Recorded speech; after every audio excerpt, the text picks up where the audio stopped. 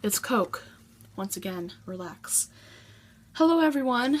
It is still December 18th, 2016. It's Sunday. Many religious people went to church and many religious people did not. And it is exactly 1 week until Christmas, so it only means one thing. Let's mingle.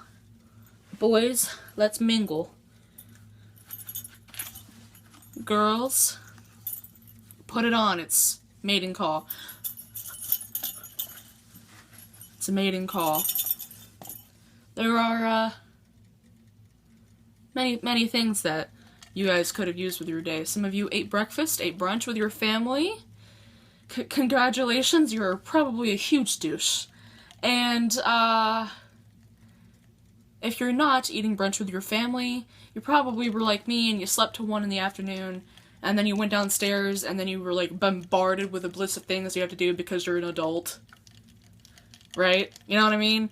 You're 19, you gotta clean the house, you gotta clean your room. Like, nah, I'm just gonna sit here and play Candy Crush for the next hour and a half of my life. Drink too much soda, and then act all surprised when I'm diagnosed with diabetes. Like, I mean, come on now. You know? I will sit here and drink as much soda as I can, and I will get very sick from it. And then I will act all surprised as to why I'm so sick. Why are you so sick, Sarah? Well, you know, I'm not really sure. I was doing all the right things. I was drinking just the right amount of Coke per day. I was eating as many pieces of pizza as I could. The water usually takes the back burner. I heard that water is not really good for you these days. Well, what else is happening these days? Airplanes, huh? It's like every time you check Facebook, there's some sort of air crash. That's why whenever people say, well, it was God's destiny. Really? Really? Was it God's destiny for you to wake up and pick out that outfit that morning? Because that is hideous, honey.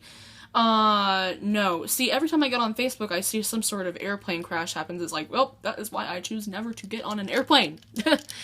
Because, I mean, I hear stories about how this, you know, these people are saying, an airplane crash killed my entire family. But not me, though. Like, they were on the airplane with them, and yet they were the chosen one to survive. Like, I once saw a story of a girl talking about how her parents and her sister and her 2 dogs were killed in a plane crash. And when I was reading that, I was like, well, that's horrible. But the dogs are what is the most important. The dogs who cannot defend themselves. And, you know, there's that little snippet in the story that said, well, I don't even know if they knew what was happening to them. I mean, they just took off and this freak gust of wind just blew them over. It's a sad day to take an airplane these days, especially because it's post 9/11. I mean, you know, you can't trust anything. I mean, even though people tell you, like, oh, airplanes are relatively safe, and it's like, you may as well just put the emphasis on relatively. I mean, that's like saying, oh, taking the train's alright. I mean, I don't know if it's like saying that, but you know the drill. I mean, you know the idea. The idea is that airplanes scare the crap out of me.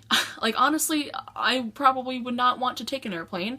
And I know it's probably going to be like, oh, you're on an airplane, you're going to be up in the air for so-and-so hours, and just relax, you know, listen to music, put on some earphones, you know, fall asleep, and you'll get to your destination. But, like, even if you do everything right, even if you do everything that you're supposed to on an airplane, you're sitting there, you're eating your chips that cost like $5, and you're like, well, this is some bullshit for some chips.